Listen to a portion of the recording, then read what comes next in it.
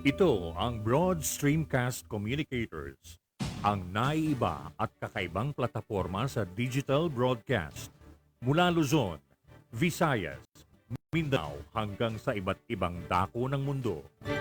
Broad Streamcast Communicators, ang sandigan ng sambayanan mula sa walang labis at walang kulang na pagbabalita, paglilingkod, maglalahad ng mga mapagbuong komentaryo at usaping pambayan para sa kapakanan ng karamihan. Broad Streamcast Communicators, tuwirang maglilingkod ngayon hanggang sa susunod na henerasyon.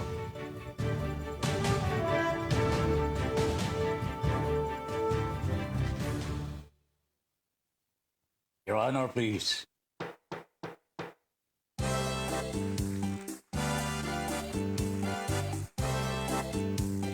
Philippines. Your Honor, please, pakinggan mo reaksyon at komentaryo. Hihimayin ni Ben Paimon ang bawat isyu. Your Honor, please. Mga kurang sa gobyerno, wala siya sinasanto.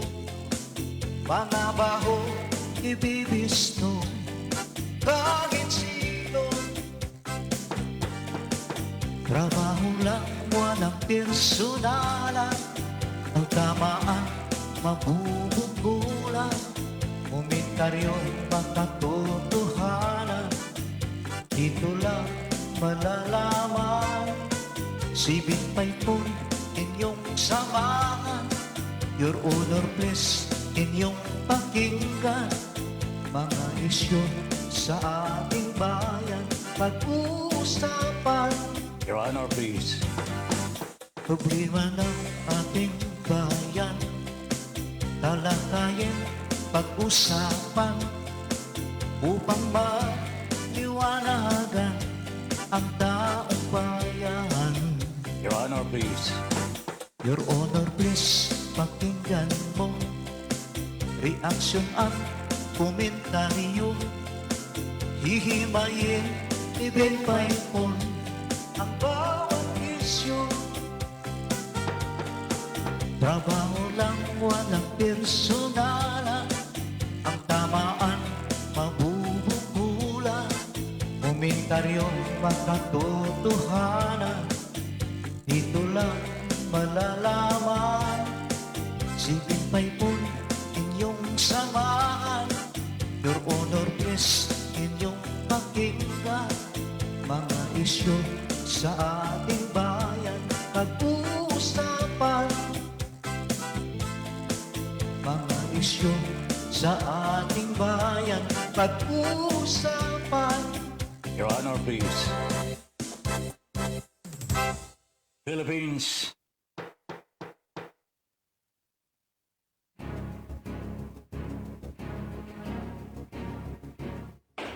Magkaiba man ang ating pananaw, hindi tayo magkaaway kailanman. Sa dulo, makikita rin natin ang tulay na siyang daan tungo sa pagkakasundo, pagkakaisa, at kapayapaan. Your Honor, please. Ben Paipon, the bridge commentator and broadcaster on board. Your Honor, please. In defense of truth, justice, and freedom.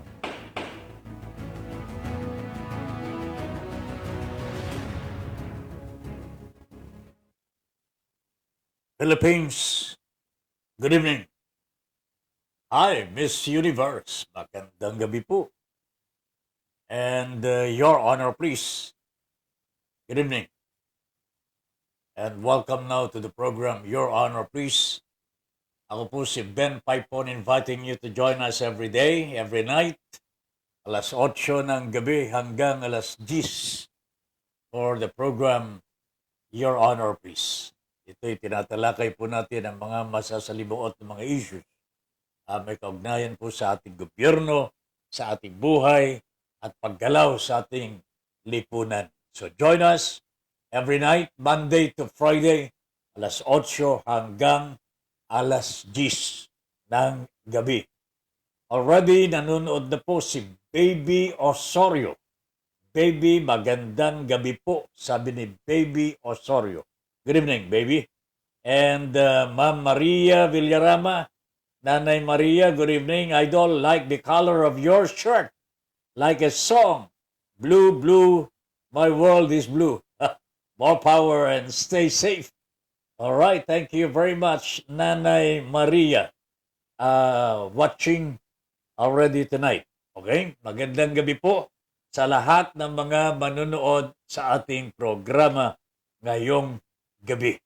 Alright? Mga kaibigan, mukhang nagkakagulo ang ating mga opisyalis from the national government to the local governments because of the rising incidence of COVID-19 that includes variants, UK, and the South African variant. Wala pa daw ho yung tinatawag na Brazilian variant. What we already have in the country is a Brazilian hair. Ayan ho, mga kaibigan. Louis Del Rosario is already watching. Good PM, VP Ben Paipon, stay safe. Bakit naman VP na? Anyway, Josephine Roquero is already watching. Good evening, Sir Ben. Blessed Thursday. Keep safe and your family, your honor, please. Magandang gabi po. Mga kaibigan, ang pinagtatalunan po ngayon, bakit po hindi na ipatutupad ang mga health protocols? Mula sa transportasyon, sa mga restaurants, mga pagawaan, mga laruan ng bata, and so on and so forth, mga kaibigan. There is no strict implementation of health protocols. Sabi ng Health Department, this is the reason for the high rise of COVID cases. Isa pang kapuna-puna ho, mga kaibigan, nagre-reklamo po ang DILG, Department of Interior and Local Government. July 22, 2020 pa po sila nagpalabas ng direktiba sa mga LGUs na gumawa ng mga ordinansa para magpataw ng penalty sa mga violators ng health protocols. Mukhang hindi po sinusunod ng mga LGUs, mga kaibigan. Mukhang hindi sinusunod, sabi nila. Actually, sa contact tracing, mga kaibigan, again, this is involving the DILG. Only 4 LGUs has complied with WHO contact tracing. So ano ang ibig sabihin po nito, mga kaibigan? Mukhang hindi sinusunod ng mga LGUs ang DILG. Bakit ho kaya, mga kaibigan? Alam po ninyo, nakikita ko dito, simple lang. Ang mga alkalde po dito sa lungsod ng, hindi po lungsod ng Manila, dito po sa Metro Manila, meron silang tinatawag na Metro Manila Council. Which means, ito po yung pinagsama-samang mga alkalde ng Metro Manila. They have their own pinuno in the person of Edwin Olivares, Parañaque Mayor. Pagkatapos meron ka pang DILG, sino ba talaga in charge? Mukhang meron pong konflikto dito, mga kaibigan. And then, makikita ho ninyo, nag-issue po ng DILG ng, what do you call this? Directive, order ito sa mga LGUs na magsagawa ng ordinansa para magpataw ng penalty, jail terms for violators of health protocols. Pero mukhang out of the 1,878 na 878 of the 1,500 LGUs ang tumupad lamang ho dito sa ordinansa. So, tingnan mo ninyo, 1,500 LGUs all over the country. Ang sumusunod lamang po, 878. And out of these 878, mga kaibigan, 600 have ordinances that penalizes breaches of health protocols. So anong ibig sabihin mo nito, mga kaibigan? Mukhang hindi sinusunod ang DILG ng mga local government units. Bakit ho kayo, mga kaibigan? Alam po ninyo, nakikita ko dito, mga kaibigan. Simple lamang ho. Ito kasi mga namumuno ngayon dyan sa DILG, mga kaibigan. Baka hindi pa manalong mayor yan pagka tumakbo Which means, paano susundin ng mga alkalde, mga ito, mga kaibigan? Parang mga pipitsugin kung kumilos How can you expect mayors, particularly Metro Manila mayors, mga kaibigan, sumunod sa mga opisyalis ng DILG kung hindi po sila nakakakita ng liderato, mga kaibigan? I think we have a problem here, my friends. Sabi ko nga, baka patakbuhin po ninyo maging alkalde ng anumang lungsod. Ito mga nandyan sa DILG sa ngayon mga kaibigan. Baka walang manalo. Kanya yung sense of leadership, wala po Ngawa ng ngawa. Direktiba ng direktiba, hindi naman sinusunod. Ay, hindi tama ho ito, mga kaibigan. Mukhang hindi tama talaga ito, Baka misplaced na po ang DILG, mga kaibigan. Nawala lamang ho si Secretary Anyo, nawala ng ulo ang DILG. Kung iniisip po ng Pangulong Duterte na ang DILG is a necessary tool sa pagsugpo ng COVID-19, dapat to siguro magtalaga na ho kayo, Mr. President, ng leader na pwedeng maniwala ang mga alkalde, mga gobernador. Nakalagay po dyan sa DILG, patakbuhin ninyong mag-mayor, baka hindi po manalo How do you expect the current incumbent mayors to follow orders from these people? Wala naman pong sinabi talaga. Oh my goodness. Josephine Roquero says, I'm watching now. Maraming salamat, Josephine. Marita Senova, good evening po. Kuya Ben, may curfew na naman dito sa amin. Ganun talaga. What time? Alas 10 hanggang alas 4 ng madaling araw. I think that is yan po ang napagkasunduan ng mga alkalde. Without the DILG here. Merong samahan ng mga mayors dito sa Metro Manila po, mga kaibigan. Metro Manila Council. Ano pang saysay ng DILG? Dapat yung DILG pumunta na ho dun sa ibang mga barangay. Punta na sa barangay. I think ang bagay ho sa inyo sa mga barangay lang mga kaibigan. Bagay ho sa DILG sa barangay ho lang. Ricky Tisoy, hi pre, sobra until now, hindi pa nagbibigay yung bangkay ni Mayor. Oo nga po, alam ninyo mga kaibigan, matindi ho itong patayan sa nakalipas na ilang araw. Hindi po yung, I don't know, are you referring to the mayor of Calbayog? Nasaan mo yung bangkay ng mayor ngayon? Di ba nasa kanila na? Yung bangkay ng mga nandito sa Rizal. Ito pinag-aawayan mga kaibigan, yung mga pinatay ng mga pulis.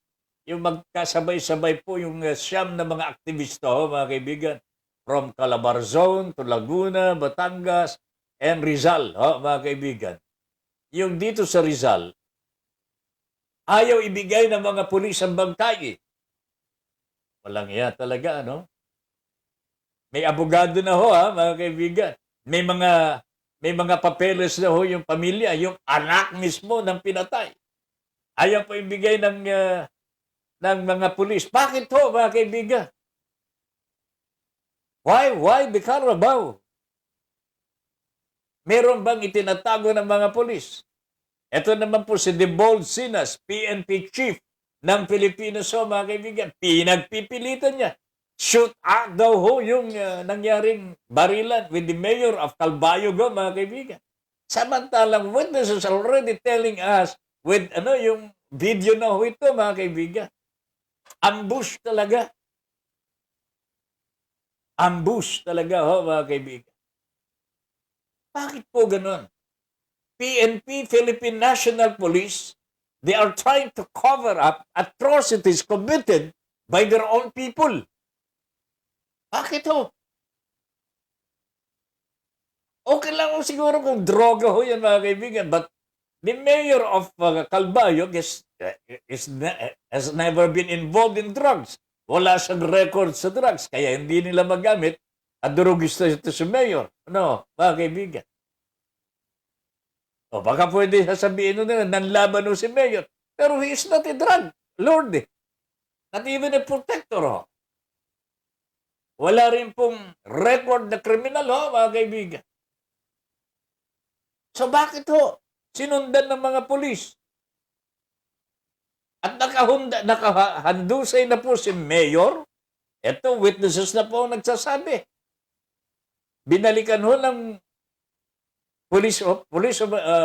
whatever, civilian, binaril. Pagkatapos narinig po sinabi, okay na yan, patay na yan. Debold Sinas, Philippine National Police Chief, mga kaibigan, continues to hammer out the reason of his own police officers, mga kaibigan, involved in the case, na shoot out daw po. Bakit Why the cover up, Mr. PNP Chief? O baka naman nagmumukhang Lord ka na rin. Gumagaya ka sa tatay mong digong. Bakit? Bakit po kayo ganyan? Wala na ba kayong konsensya talaga? Wala na po ba kayong pusong Pilipino? Innocent lives are taken out, taken away, mga kaibigan, by our own protectors. Ito po yung mga dapat itong tinitingala natin at magliligtas sa amin sa lahat ng mga sakuna, mga kaibigan. Pero ito ngayon ang pumapatay po sa atin. Bakit po? Kasi nga naman, suportado sila. Kahit anong gawin nila ng kanilang PNP chief at ng kanilang commander-in-chief. Hayop talaga mga kaibigan. This is the worst kind of public service, mga kaibigan. Hindi na po serbisyo publiko ito, my friends. Sherdan, Vice President BSCC. Kakala ko Vice President. Ayan mo na kay Digong yan, yung Vice President. Tinutulak siya maging Vice President daw ng PDP Laban. Hoy, yung mga taga-PDP Laban, maghunos dili kayo. Diyos mio, mga kaibigan. Maraming salamat, paring Louis Del Rosario, Broadstream Cash Communicators. Di po ba tama? Tama yan, Padre. Okay? Eden Pedralves. Good evening, friend. More power to your program. Your Honor, please. Watching in Tuguegarao City. God bless. Okay? Sammy Gabot. PNP Chief, the bold sin us. Sin us. Ako pinagsama ang sin at us. Double S, Padre. PNP Chief, the bold sin us is COVID positive. Lodi bit. Really? Sala. Ah, really? Yari ka na. Sa totoo lang, di ako boto sa pagiging PNP chief mo. Yan, sangkatutak na ang bulilyaso ng kapulisan. Sammy Gabots comment. Ano ito? Ayan. Kuya Ben, nag-forward na rin ako. Ano ito? Which one? Okay.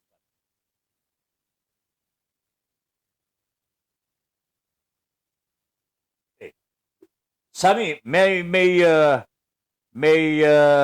message sa iyo si Parent Tony Salaw, ha? Alright, tignan nga natin. Oops. Kuya Ben, tumawag sa akin si Ate Lita Loresco. Ngayon lang, humihingi ng tulong kasi parang may COVID-19 daw si Joe Plasiego. Joe Plasiego. Baka pwedeng matulungan ni Sammy Gabot, taga Bacoor, Cavite kasi siya. Baka pwede niyang ilapit kay Mayor Lani Mercado. Maraming salamat po. Yan, parang Sammy, may trabaho ka galing kay Tony. Etong kaibigan natin, si Ate Lita, humihingi ng saklolo para kay Joe Plasiego, no? Joe Plasiego, mukhang may tinamaan po ng COVID-19. Ha?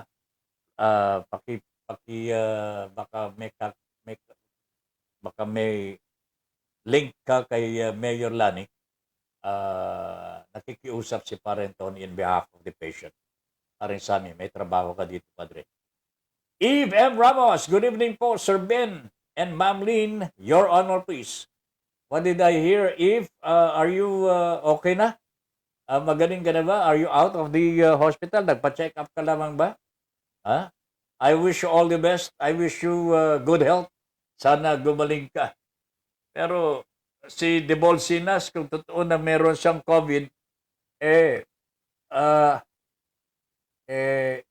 sana gumaling ho siya.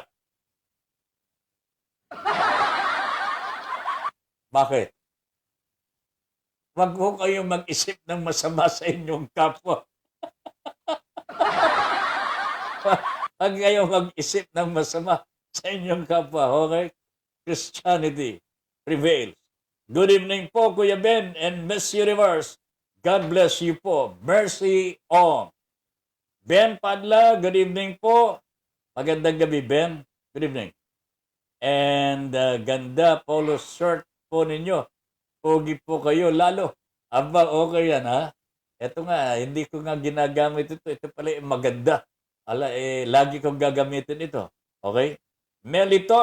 Militante, Buwan-an, Tata Ben, and to all viewers and listeners of Your Honor, please. Ano yung Buwan-an? Ha? Michael Angelo Motochu. Kape. Kape na. Alright? Okay. Nagkape na ako bago tayo mag-broadcast, Padre. Chairman Mon Samson, Manila Bulletin. Magandang gabi po, sabi ni Michael. Okay? Gandang gabi po sa inyo. May karma din yan, Tata Ben. Bubukol din ang ginagawa nila kung ano inutang nila sa bayan, ganyan din ang mangyayari sa kanila. Nagsalita na po si Tatay Louis Del Rosario. Matindi po kasi, mga kaibigan, itong ginawa nila kay Mayor Aquino ng Calbayog City. Wala tayong pinapanigan dito eh. Nagbabatay lamang po tayo ng mga komentaryo natin sa mga pangyayari, sa mga nasasagap po natin mga balita, sa mga eyewitnesses, video clips kung meron, and so on and so forth. So far, mga kaibigan, it appears that it's an ambush. May pakay po yung mga pulis na sumusunod kay Mayor Aquino. Sabi ng mga pulis, hindi na raw nila alam na si Mayor yung sinusundan nila. Anak ng panok. Really? Yung sasakyan na ginamit ni Mayor papunta sa kanyang anak na magbe-birthday ho, mga kaibigan, is the vehicle of the munisipyo na ginagamit ng Mayor. Ito mga pulis na ito, hindi nila kilala yung vehikulo ng Mayor. Oh, come on, man. Oh, come on. De Bolsina, sir. Mabuti nga po siguro kung may COVID ka pala. Totoo ba yun? Sami, may COVID itong si Mr. Sinas. Kawawa naman. Pero kung talagang may COVID ito si Mr. Sinas, tama lamang ho yan. Magpahinga muna ho kayo, Mr. Chief of Police. Ha? At hayaan na ninyo sa mga bata ninyo itong problemang ito kasi kung nandyan ho kayo, cover up lamang ho ito eh.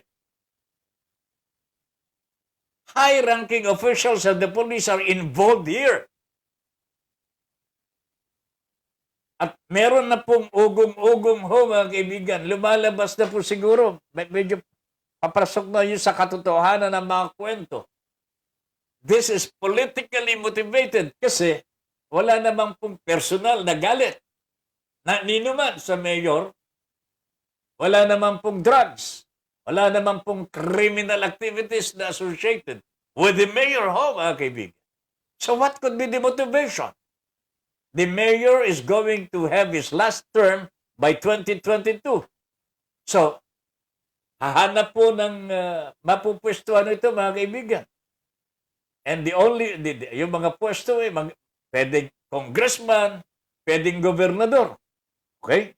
Ngayon, mga kaibigan, may balita po kami na meron ng mayor sa Calbayog na namatay din ho, mga kaibigan, under mysterious conditions na hanggang ngayon hindi pa po nalulutas.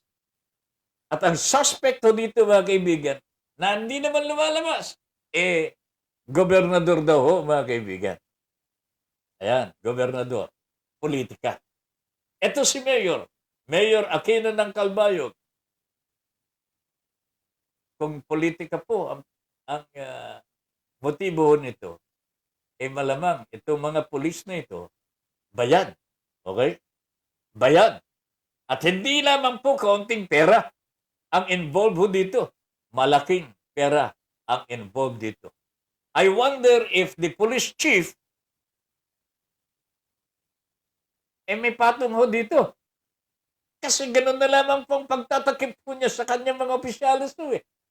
Hindi naman po kabahagi ng kanilang tungkulin sa bayan ang ginawang pagpatay sa alkalde ng Calbayog, mga kaibigan. Why should the PNP chief even protect his own people when they are criminals? I don't think kung matino po ang ating Pangulo at kung si Sammy Gabot siguro ang Pangulo ng Republika ng Pilipinas, sinisante na po niya ang kanyang jefe de polisya. Tama ba yan, Sammy? If Sammy Gabot were the President of the Republic of the Philippines, this current PNP chief should be out of his job, mga kaibigan. Ang problema, hindi po presidente ang ating kaibigang si Sammy Gabot. Ang Pangulo natin Pangulong Rodrigo Roa Duterte. Wala na tayong magagawa mga kaibigan. Bahala sila sa buhay nila. Pero, this is social injustice mga kaibigan. Buhay ang kinitil dito, pero walang kibo ang ating mayor, ang ating presidente mga kaibigan. Ayan ninyo, mag-imbestiga na lang sila. Alam naman po nyo kung ang Pangulo nag-imbestiga mga kaibigan. Wala naman nangyayari Sabi nga ni Joe Concepcion, wala man nangyari. Charlie Fry, good evening, Tata Ben. Magandang gabi, partner. Good evening.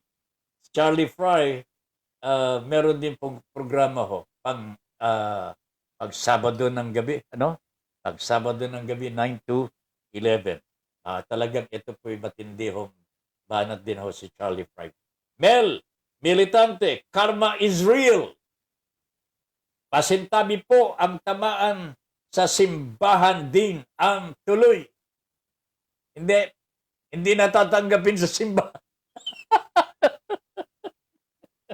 Well, tama ka dyan, Padre. Buwan-an means good evening in Taiwanese. Wow. Taiwanese ka na rin. But you do not look like a Taiwanese, my friend. You look like more of a Filipino than anything else. Di ba? Okay. Rason kung bakit siya pinatay. Ano ito? Sandali lang. Pababa. Okay. Josephine Roquero. Ay, hindi. Sammy Gabot. Bad karma is coming to you, General Sin As. Ayan, dinagdagan ng isa pang S. Sabi ko nga,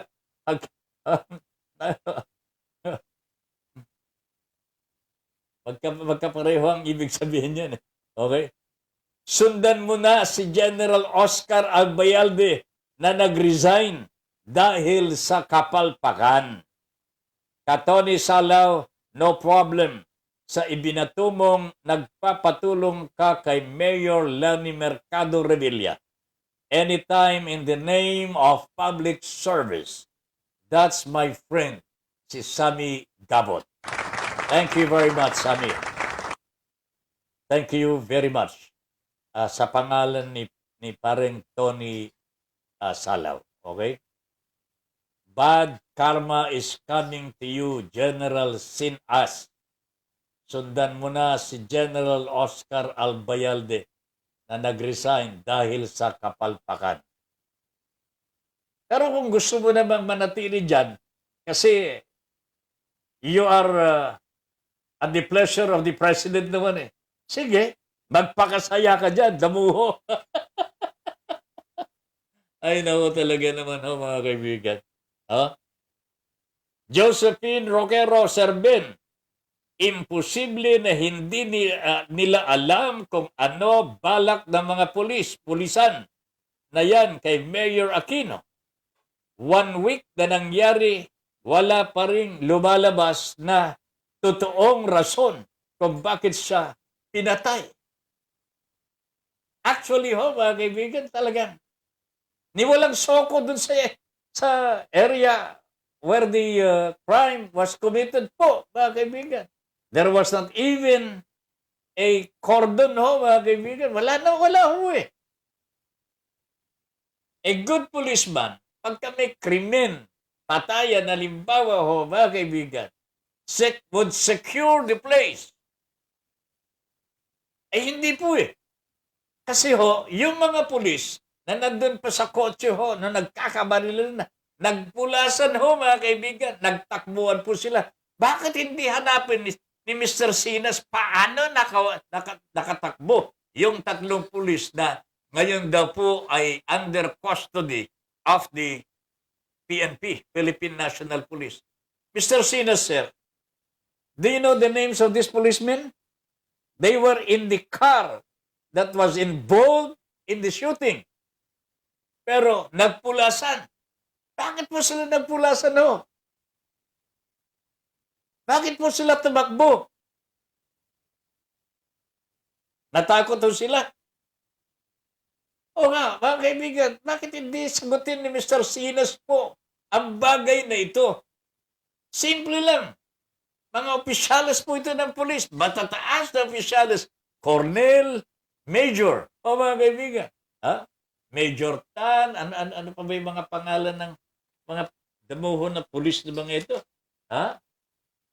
Ang dali lang hanapin mo natin mga kaibigan. Sandali lang. Hindi ko na yata makita. Pero mahahanap din po natin yan mamaya, mga kaibigan. At Tuesday na pala yan eh.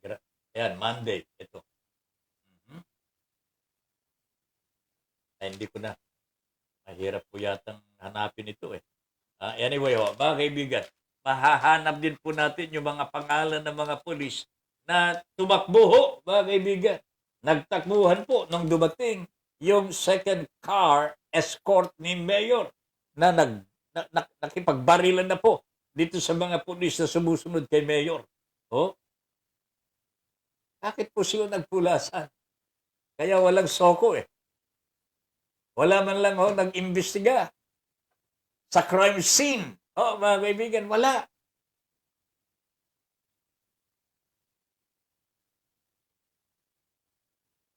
Ay, nako talaga. Ano ito? Sabi ni Mel. Magpagaling siya. Ibig sabihin, the bold sinners.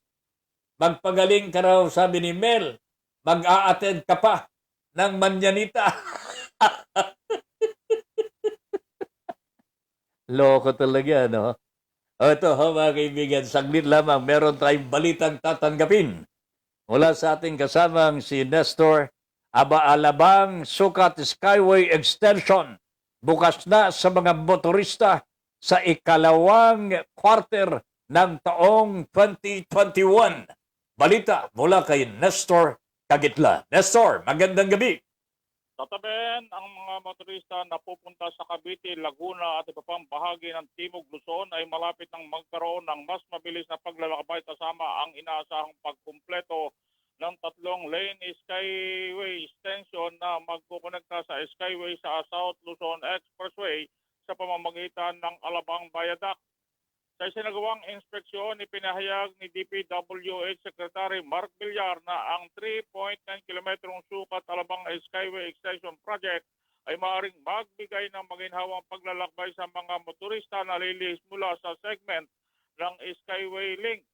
Sabi pa ni Kalihim Villar, sa 61% ng proyekto na nakumpleto ang oras ng paglalakbay mula sa Skyway Mainline Toll Plaza sa Sukat, Parañaque hanggang Susana Heights sa SLEX ay mababawasan ng halos 50% ang traffic na magpapagaan sa sitwasyon na uuwi sa kanilang mga probinsya. Ipinahayag din ni Villar na kasama sa proyekto ang pagpapalawak ng Skyway Alabang Toll Plaza upang mas maraming mga motorista ay diretso na sa bahagi ng northbound at southbound. Para sa Your Honor Please ng Broad Streamcast Communicators, ako si Nestor Kagitlan, nagulat. Thank you very much. Maraming salamat. Nestor Kagitla, Zen Energy. Ara Manalili, magandang gabi, good evening, happy evening, Tito Ben. Ayan, good evening. Sunny Gabot, Idol Ben. Pinag-aaralan pa nilang mabuti kung paano lulusutan ang pag-ambos kay Mayor Aquino. Tamaan sana kayo ng kidlat. Grabe talaga ho, bakit? Dapat ho talaga sagutin nila, paano, bakit po tumakbo yung 3 matataas na opisyal ng pulis? Lieutenant Colonel Sukaire, Major Tan, at meron pang isa eh. Ha? Nagpulasan ho sila ho, mga kaibigan eh. Alam kaya ni Mr. De Bolsinas paano sila tumakbo at paano sila tumalon ho yata ito sa tulay eh. Grabe talaga ho, mga kaibigan. Pero yung kanilang mga kasama, patay eh. You know? Nako, I hope that our president will find a way to really give justice to the people, to the family of Mayor Aquino. Sabi po ng mga taga-Calbayog, and one of them, ito po si Joey Ortiz ho, mga kaibigan, kasama ho natin dito sa Broad Streamcast Communicators, taga Western Samar din po ito eh. Mayor Aquino was their mayor and he was a very, very good man. He was a good mayor. As a matter of fact, kung hindi good mayor ito, hindi makakatatlong termino ito, mga kaibigan. Magtatapos ang kanyang termino by the end of 2022. Oho. At probably he will seek better positions after that. Kaaway sa politika, hindi ko maintindihan. Ang kalaban mo pa sa politika ni Mr. Aquino, kaibigan ho nito mga nasa kapangyarihan ho ngayon. At ganun na lamang po ang kanilang pagko-cover up sa krimen. Wow, talaga ho, mga kaibigan. There was no SOCO, there was no investigation. Sa crime scene mismo, mga kaibigan. Gaano karaming bala ang inubos po sa krimen, mga kaibigan. Kaninong mga baril ang nagginamit dito? Nasaan ang mga baril? Kung talagang matino ang PNP chief, dapat lahat ng mga armas ng kanyang pulis, pinasurrender na ho, mga kaibigan. Dapat pinasurrender ang mga yan para mabalistics ho, mga kaibigan. Pero tingnan ho ninyo, nothing happened. Is he part of the crime? Our PNP chief, mga kaibigan?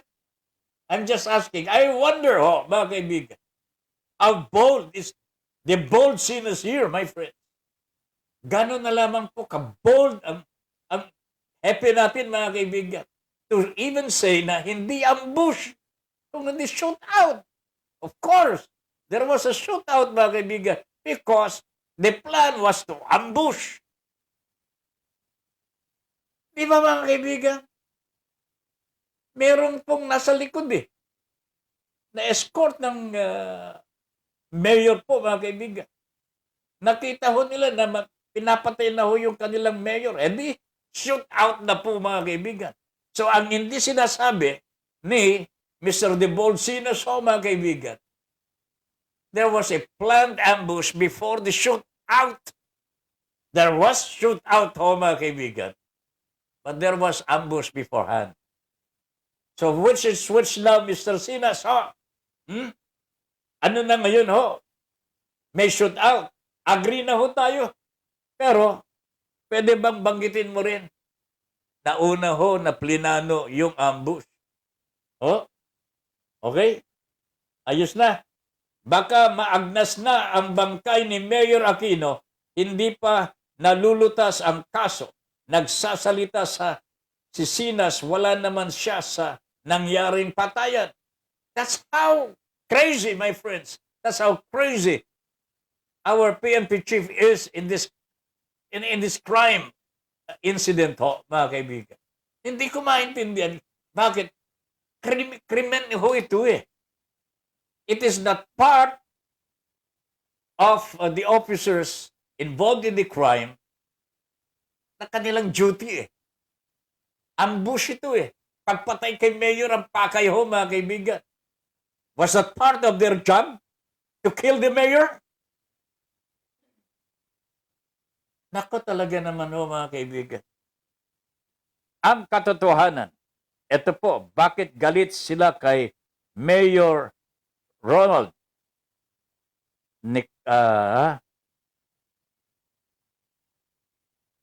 ano ito? Okay. Sandali Ito'y mga kaibigan, galing po sa kasama ho natin ito. Given to me. Kung matatandaan natin noong provincial director pa dito sa Samar si Torre, Nicolas Torre at Tabada ang nanguna upang patayin si Onald. Wow. Kung matatandaan natin noong provincial director pa dito sa Samar, si Torre, masyadong pakialamero siya lalo na dito sa Calbayog. Kasi galit na galit siya noon kay Mayor Aquino dahil kinu-question ni Onald kung bakit dito siya lagi nag-ooperate sa Calbayog. Una, yung pagpatay nila sa isang nakamotor sa RFM na walang kalaban-laban at hindi alam ng mga pulis ng Calbayog City na lagi palang nag-ooperate dito si Torre kasama lagi itong si Tabada. Kung matatanda ninyo, di ba question noon ni board member Julius Mangkol ang pag-approve ng 8.7 million pondo ng probinsya para kay Torre para daw sa insurgency dito sa Calbayog. Pero ang totoo plano na nila na patayin si Onald. At dahil hindi nila noon makuha si Onald, mga big leaders niya ang iniisa-isa ng grupo ni Torre at Tabada na ang kasama sa kanilang grupo ay mga wanted na may patong sa ulo katulad ni Managaysay na hanggang ngayon ay nasa probinsya alaga ng mga tan. Ito na ho mga kaibigan ang mga istorya dyan sa Calbayog City. Mas lalong nag-apoy ang galit nila kay Onald. Onald is the fallen mayor ho mga kaibigan. Nung nagkaroon ng regular meeting ang Peace and Order Council noong November 2019 na ginanap sa Calbayog Convention Center. Nung tinanong ni Onald kung bakit maraming sumbong sa kanya na may mga pulis daw na nag-ooperate sa Happy Valley na tinatakot di umano ang mga leaders ni Onald. Pero kahit alam ni Onald na si Tabada ang gumawa ng pananakot dahil may ipinakita mga video ang mga tao niya, ngunit hindi niya pinangalanan si Tabada na siya ang may kagagawan.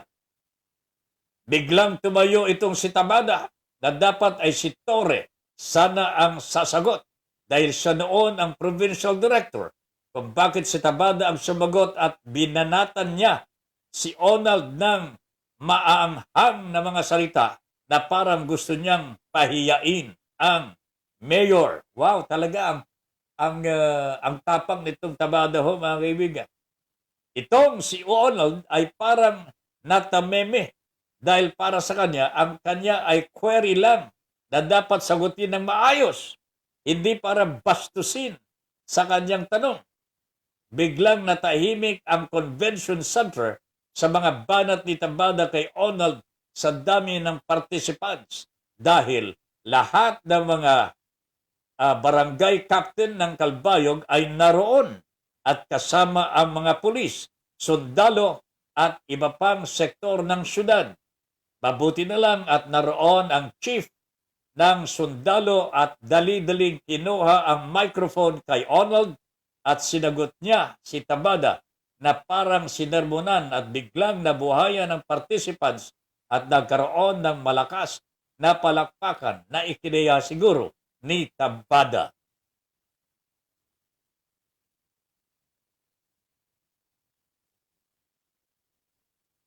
Ito naman si Torre, pinipigil ang sundalo sa pagsasalita, ngunit nung hindi niya maawat, siya na mismo ang pumunta sa microphone at siya na ang nagsalita. Makaraan ng ilang weeks ay nawala dito si Torre dahil doon siya na destino sa Manila. Oops.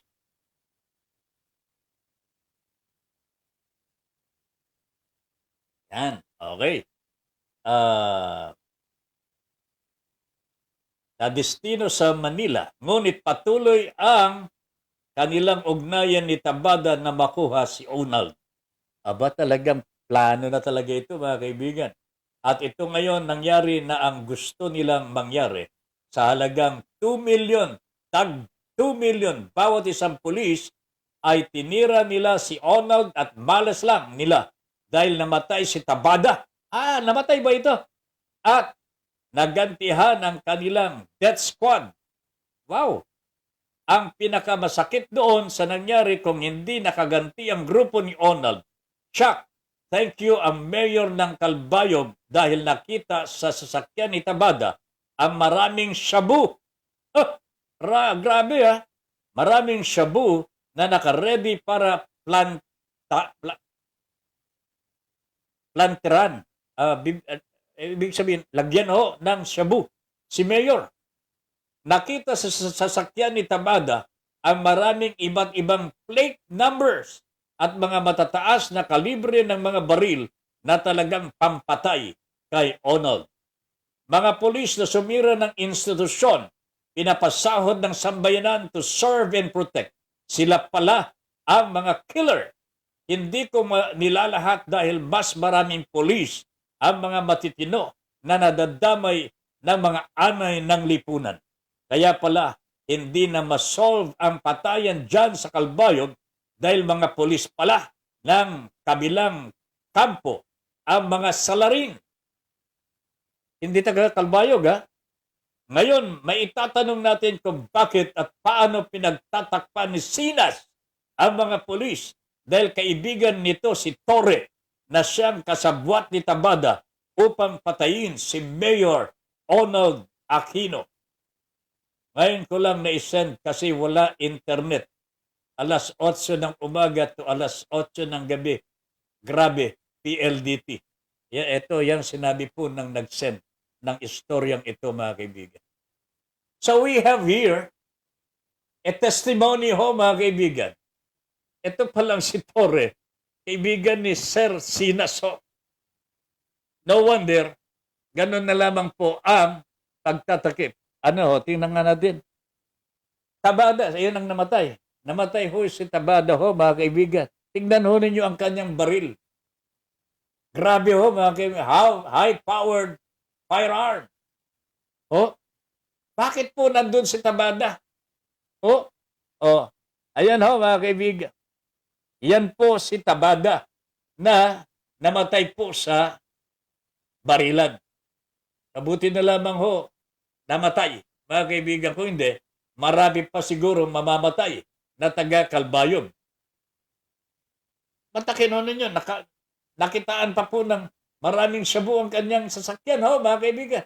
Mr. Sinas, sir, did you ever direct your police to search the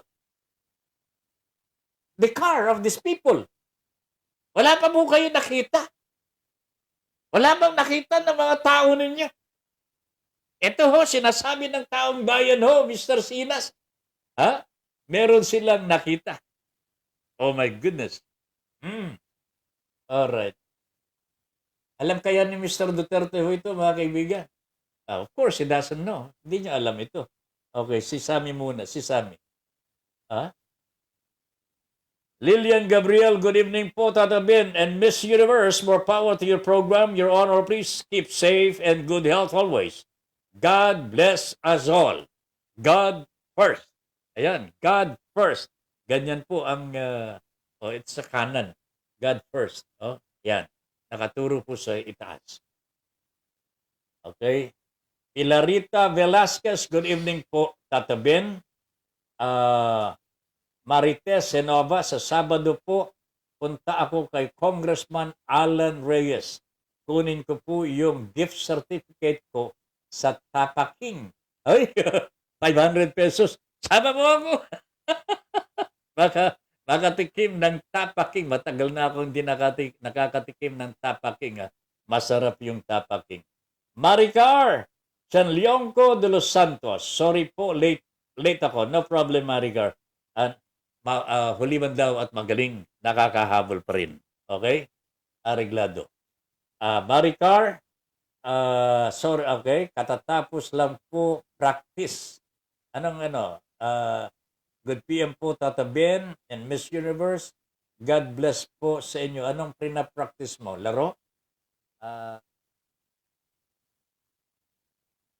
Okay. Nagpa-practice ng kanta. Okay. Maricar, magandang gabi po. Okay. Si Marlon Saraos de los Santos. Si Marlon. Magandang gabi, Marlon. Good PM po.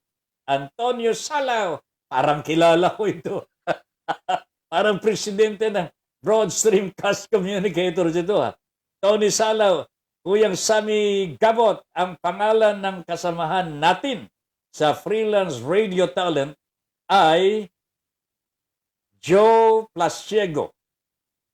Taga Vapor, Cavite din siya. Maraming salamat. Parang Sammy, Joe Plasiego ang pangalan ng pasyente taga Vapor. Okay? Areglado. Louis del Rosario, Tata Ben. May isang US citizen tumawag sa akin. In English ka. Kung pwede daw siya maging field reporter ng BSCC. US citizen. Para maiparating niya ang mga pangyayari sa Aremika. Really? Are you sure? Pakitanong mo nga siya kung may load siya.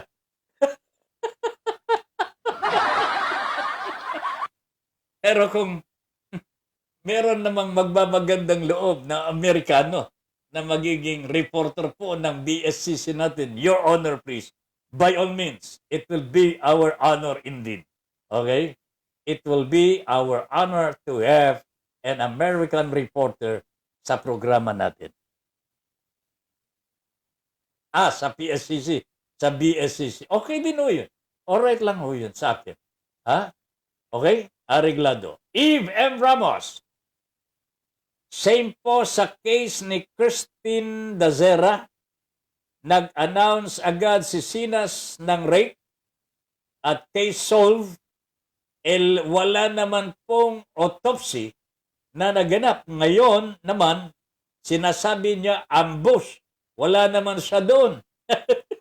Okay. Dapat magsagawa siya muna ng masusing investigasyon bago mag-announce sa media.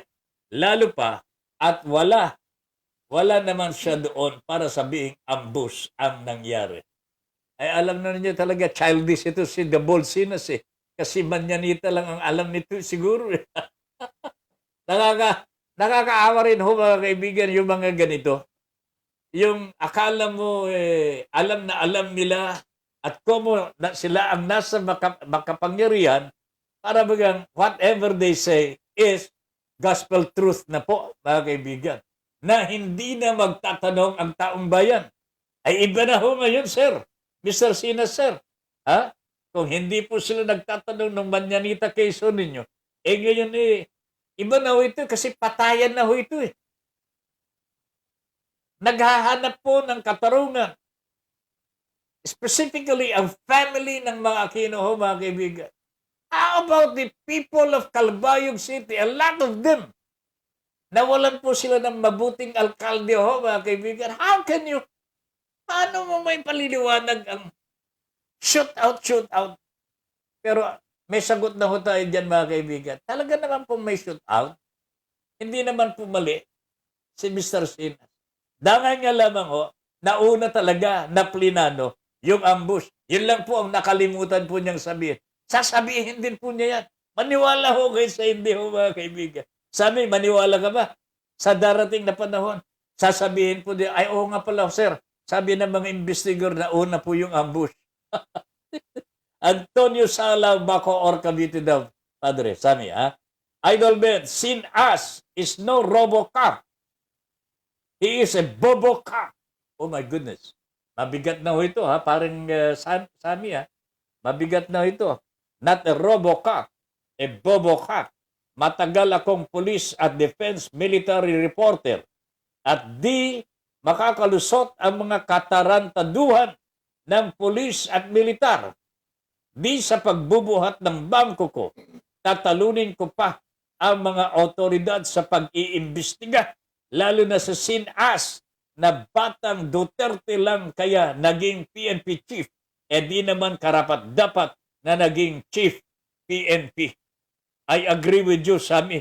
Dapat to, inaasinta ito eh. Ha?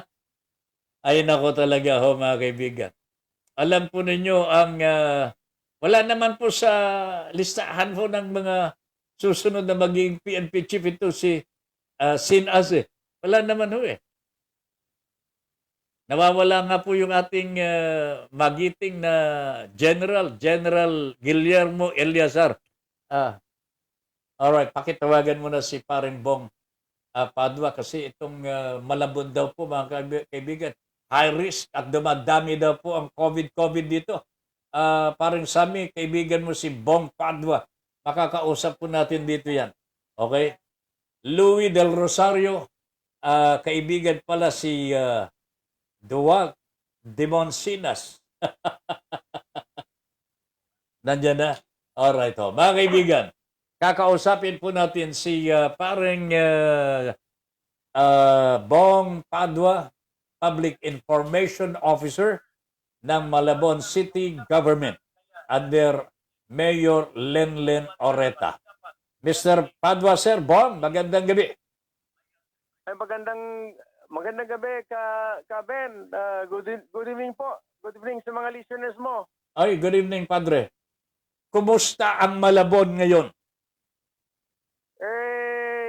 Medyo may problema ngayon na ka Ben dahil alam mo tumataas ngayon ang mga kaso ng COVID-19. Sa ngayon medyo mataas nga. Noong nakarang February, meron lang kaming 24 active case yata. Sa ngayon, meron na kaming 500 plus na Ako, kaso ng COVID. grabe naman ang pagtaas yan. Ano daw ano ang cause ng surge ng COVID cases? Wala pa naman silang sinasabi pero ang conclusion ng aming mga doctors dahil ayon sa sa nakikita nila dahil karamihan ngayon family transmission na tataben. Sa isang family, pagka na-swab namin yung isa nag-positive at sinwab yung mga immediate family nila, merong positive na 2, 3, 4. Kaya, ang nakikita nila ngayon, nakikita ng aming mga doktor doon,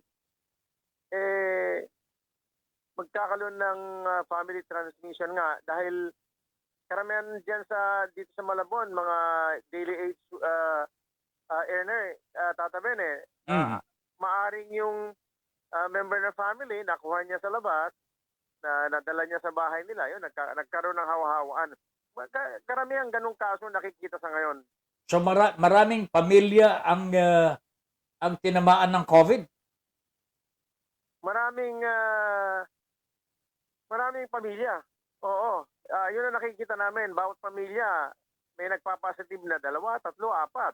Ganyan.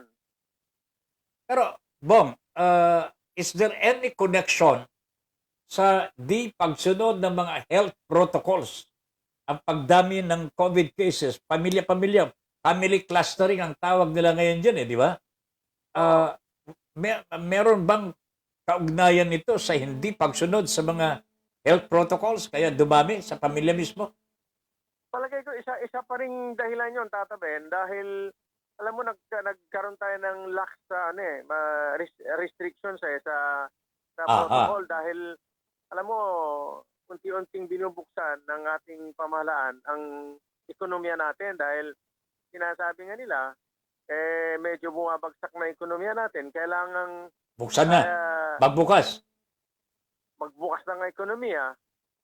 Kaya anong nangyari, nagkaroon ng dumami ang tao sa karsada dahil pumasok na iba. Nagkampante na. Buksan ng ekonomiya, ayun. Nagkaroon, iba dyan, ibang mga kababayan natin nakalimutan na yata yung health protocol natin, health protocol standard natin, yung wearing ng face mask, face shield, yung paghuhugas ng kamay, paggamit ng alcohol, yung social distancing, mukhang nakalimutan ng ibang mga kababayan natin yon. Hindi talaga nakalimutan yun, talagang hindi na ginamit.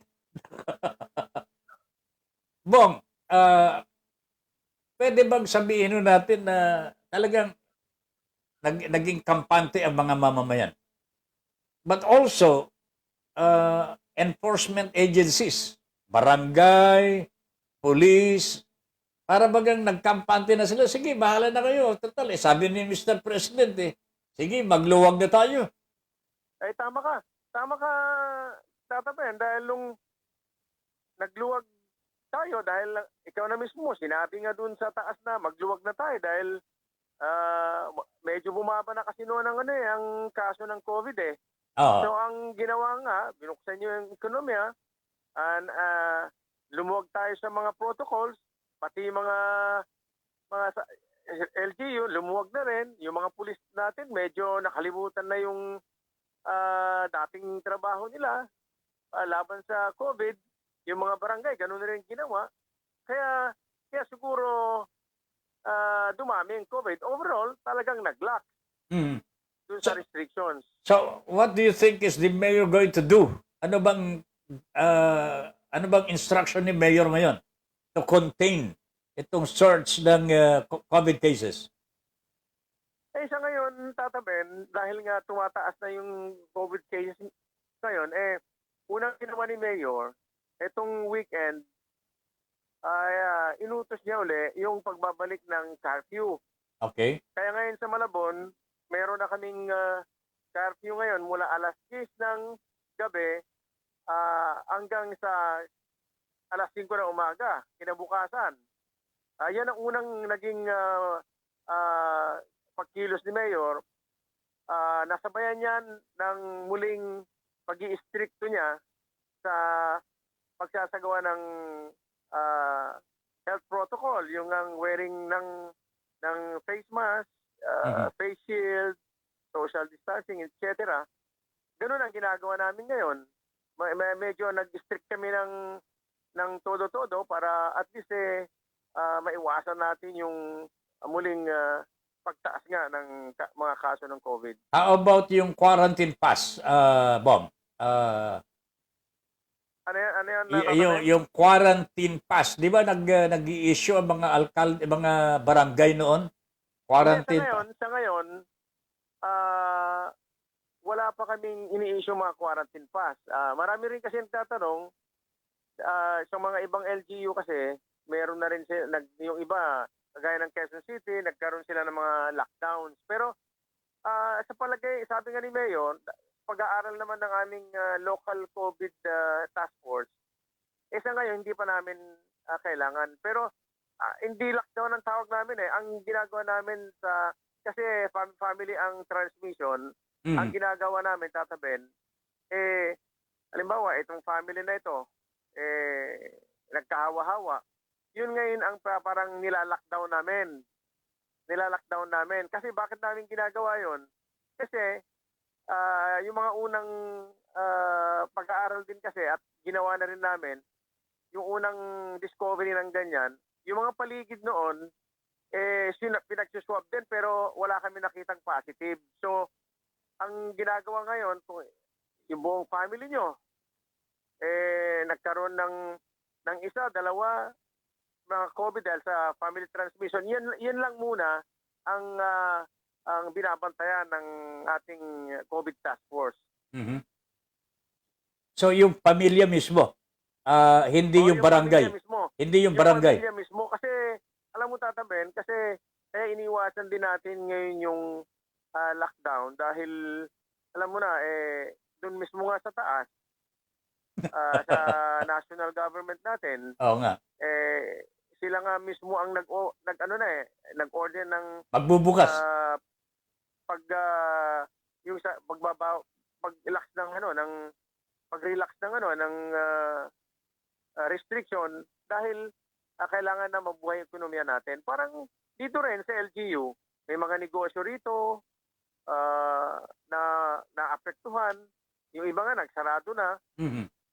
Kung tayo magla-lockdown, ila-lockdown natin yung buong barangay, halimbawa, paano ang gagawin natin? Wala naman na tayong may bibigay ng sapat na ayuda.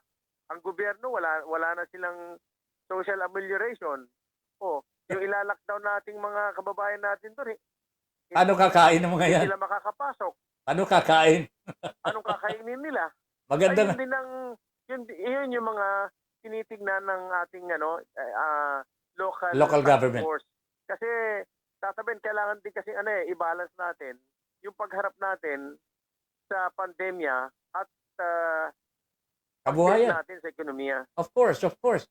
Pero maganda yung ginagawa ng Malabon kasi kung pamilya po yung involved sa surge, yan ang i-lockdown. Pero at least kung i-lockdown mo yung pamilya, yun lang muna ang pakakainin ng munisipyo. Kayo po ba nagbibigay ng food supplement para sa kanila? Siyempre naman, Tata Ben, pero sa ngayon nga, ilan-ilan pa lang din naman yung ganun. Family, Siyempre yeah. naman, doon nga, kasi ang ginagawa nga namin, basta ang ginagawa ni Mayor, continuous yung yung swabbing namin, Ah. continuous yung contact tracing. Mhm. Para at least malaman mo kagad yung mga positive at mailagay mo sila sa mga COVID facility. Ganun ang ginagawa namin. Doon pa nga lang sa pagsiswabbing namin pag alis ngayon ng mga sinuswab namin may mga regalo nang ibinibigay ni Mayor, may mga konting ayuda nang ibinibigay sa mga taong sinuswab Naswerte pa ang taga Malabon, ha? May mabait na mayor. Oo. Bong, kasi ang DILG ngayon, parang sinisisi pa mga LGUs, hindi ra po kayo tumutupad sa mga sinasabi ng DILG. Tata Ben, hindi kita masyadong marinig Yung DILG ngayon, gusto nilang penalty sa mga violators ng health protocols ngayon. Ano ba ang tingin ni Mayor dito?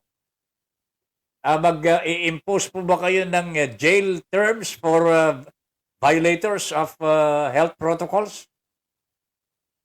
Alam mo kasi ang nangyayari sa ngayon, Tata Ben, ganito yun Oo nga, kailangan nating maghigpit, pero tingnan din natin yung ginagawa natin paghihigpit sa ating mga kababayan. Kasi alam mo, Tata Ben, ang tagal na natin, 1 taon na. Oo nga, 1 taon na. Ayan, natigok ang contact natin with Mr. Bong Padua. Bago kayo mag-alala, globe ito Natural sa globe. Babalik din po. Nandiyan na si paring Bong. Alright, Bong? Bong? Okay, Tata Ben, Okay. wala tayo. Natigok tayo. Normal naman sa globe yan Tuloy mo yung penalty. Yung penalty, jail. Oo. Oo nga, nandiyan na tayo. Meron talagang penalty na iginagawad natin sa mga violators. Kagaya sa amin, unang pag nahuli ka, may reprimand. Tapos, pangalawa, pag nahuli ka ulit, meron ka ng multa. Mga ganun Pero siyempre, sa panahong ngayon, Tata Ben, na isang isang taon tayo ngayon na naghihirap na dahil sa pandemyang ito, kailangan din siguro bigyan mo rin ng rason yung mga kababayan natin di ba? Kaya nag-i-stricto tayo. Pero dapat yung pagiging stricto natin ay makatwiran din sa ating mga kababayan kasi uhuliin mo siya, pagbubultahin mo siya. 'Di ba? Ito yung usapang katotohanan lang, Tata Ben, di ba? Pagbubultahin mo siya. Yun nga mga kababayan natin, wala na nga sila. Wala nang makain. Pagkain anong gagawin natin? Kaya nga kung minsan lalo sila nagre-rebelde Oo nga. Talagang sabi niya wala na nga kaming trabaho. Hirap na kami sa pandemya. Wala naman kayo may tulong sa amin. Pahuliin niyo pa kami, pagbumultahin niyo pa kami. Ang mga ganon, yung mga reklamo nila. Which is reasonable. Yung bang sabi nilang, wala nga kayong maitulong sa amin Meaning, even the national government has no more ayuda para sa kanila Oo. Kaya nga siguro kailangan din siguro intindihin natin mga kababayan. Pero siguro para talaga ma-enforce natin yung batas at kailangan para magtagumpay yung paglaban natin sa pandemya, siguro kailangan kung talagang yung violator paulit-ulit ng ginagawa na niya at talagang matigas na ulo, yun siguro ang ating huliin at pagmumultahin para matuto rin. Pero kung babasahin mo kasi yung damdamin natin mga kababayan, hindi na karapat dapat siguro yung pahirapan mo pa sila para parang ganon, sa akin lang yun usapang katotohanan lang sa atin. Naintindihan kita, Bong. Naintindihan ko. So anyway, Bong, I hope that Malabon will not suffer more. Extend our regards kay Mayor Lenlen, ha? Makakarating, Tata Ben, at alam mo dito sa Malabon, umaasa ang ating mga kababayan na alam mo si Mayor matigas din ang kanyang paninindigan sa napagpapahiral sa batas, pero magkaganon pa man, meron din siyang Puso. malambot na puso Mhm. para dun sa sa mga taong alam mo na naghihirap na hirap na dahil sa pandemyang ito. Pero ika nga paulit-ulit yang sinasabi, patuloy ko kayong iniintindi. Pero kailangan tayo magtulungan para hindi na tayo magkahulian. Mhm. Sundin Sumunod na lang. natin yung health protocol. Aha. Sa ngayon, sabi niya, wala pa tayong vaccine, nag-aantay tayo ng vaccine. Ang tanging pananggalan natin dyan, para tayo'y hindi makakuha ng sakit at para tayo hindi mamatay, magsuot tayo, sundin natin yung health protocol standard, yung wearing of mask, face shield, social distancing, wash your hands. At least yung palang pananggalan natin, tatabi Oo nga. yun ang paulit-ulit niyang sinasabi. Ayaw niya nga talagang ipairal din yung talagang magpapahirap, mga batas na magpapahirap sa ating mga kababayan. Pero kung minsan may mga matitigas din ang ulo, kaya pinauhuli niya rin. At, para matuto, malaman niya na mali talaga ang kanyang ginagawa. I understand the mayor's kung anong nasa isip niya ng ating mayor. Alam mo, Bong, siguro kung nagamit po sa tama ang mga inutang lang ng ating bansa, ang utang ho natin panlabas umabot na sa 11 trilyon. So, Nako, hindi na sana magrereklamo mga mahihirap natin mga kababayan Yung ayuda lang. Nako, Panginoon ko po. Wala namang problema sa pagtupad ng mga protocols, Padre, health protocols. Kung meron tayong kakainin, ang problema wala tayong makainin. Hindi maglalayas ka, siyempre, maghahanap ka ng kakainin mo. Kahit, yan ang problema, tatabi, no? Kanya, okay, sabi na lang kay Mayor and to you, please be safe, paring Bong. At hangad namin na maging mas maayos at mapayapa at malusog ang bayan ng Malabon. Bong, thank you very much. Maraming salamat din, Tata Ben, ulit sa pagkakataon. Maraming salamat sa iyo at magandang gabi ulit sa yung mga listeners, yung mga fans na patuloy na sumusubaybay sa iyong napakagandang programa. Maraming salamat, Bong. Thank you very much. Good evening. Thank you very much, Tata Ben. Alright, mga kaibigan, Bong Padua, Public Information Officer ng Malabon City Government. Ang ganda ng paliwanag ni Bong, lalong-lalo dito sa penalties, mga jail terms, Bakit mo ikukulong Bakit mo ikukulong yung mga mahuhuli? Wala nang o kaya penalty. Pag mumulta mga kaibigan, wala nang makain Pero siguro nga, mga kaibigan, kailangan din po maghigpit. But at the same time, there has to be kung hihigpitan natin, hindi natin palabasin yung mga kababayan natin. Sa bahay lamang sila. Tutunga nga. Ayan. Something has to be there. Yan ang sinasabi. Ang laki-laki na ng utang ng ating bansang Pilipinas, mga kaibigan. 11 trillion. Probably even more. How can the President explain this? Paano niya ipaliliwanag ngayon ito, mga kaibigan?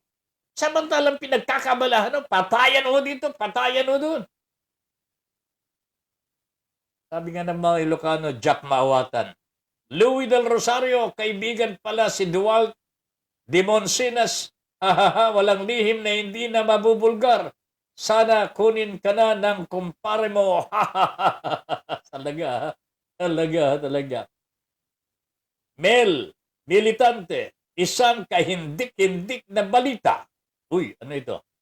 4 na pasaway na mga retiradong kapulisan at kasundaluhan, kapwa mga nasa edad 80, ang natagpuan ng kani-kanilang mga asawa na natagpuan sa loob ng tahanan ng nagngangalang Del Militante habang nawiwili at nahuhumaling sa panonood ng programa ni Sir Tony Salaw ng Opinyon at Pananaw bandang alas 6 ngayong gabi. Ayon sa kanilang asawa, gabi na umano at iinom pa sila ng gamot. Subalit sila ay nagmatigas at ayon pa sa mga tigasing mga retirado, tatapusin pa umano nila ang nasabing programa. Kaya ang ginawa ng mga asawa nila, nakinood na din. Nag-uulat Del Militante ng Calamba, Laguna. Ayos ka dyan, Padre, ha? Ayos ka riyan. Hindi na makakatanggi si Sinas sa nangyayari na krimen sa mga katibayan na nakakaalam ng plano kay Mayor Aquino. Dapat aksyonan ng Pangulo ang nangyari sa na krimen kay Mayor Aquino. We ask the same to our President. Josephine Roqueros, comment po yan, mga kaibigan. Inihingi po din namin yan sa ating Pangulong Rodrigo Duterte at hindi po yung puro patayan, ho. I don't think our President really know itong nangyari kay Mayor Aquino, ho. Wala sa radar na ho niya ito kasi wala sa droga po Hindi niya alam na papatayin ho ng kanyang mga pulis ito, mga kaibigan. Kanya, siguro may pag-asa ho, mga kaibigan. Sa papalagay ko may pag-asa na aaksyonan ng Pangulo ito kahit sabihin pa ni Sinas. Kaibigan ni Sinas si Torre ho, mga kaibigan. I think the President will have a say here. Abangan na lamang ho natin, mga kaibigan.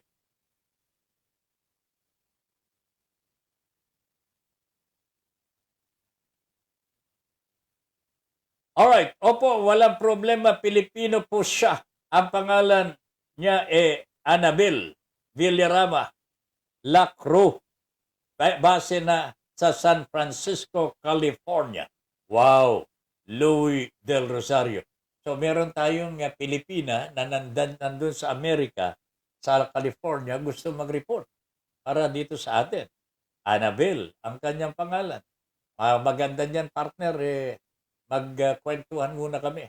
Ibigay mo yung number ko dito o kaya ibigay mo yung number ni Tony para magkausap sila o makausap ko si Annabel. Ayan. Para at least mabigyan siya ng pointers on how to do that.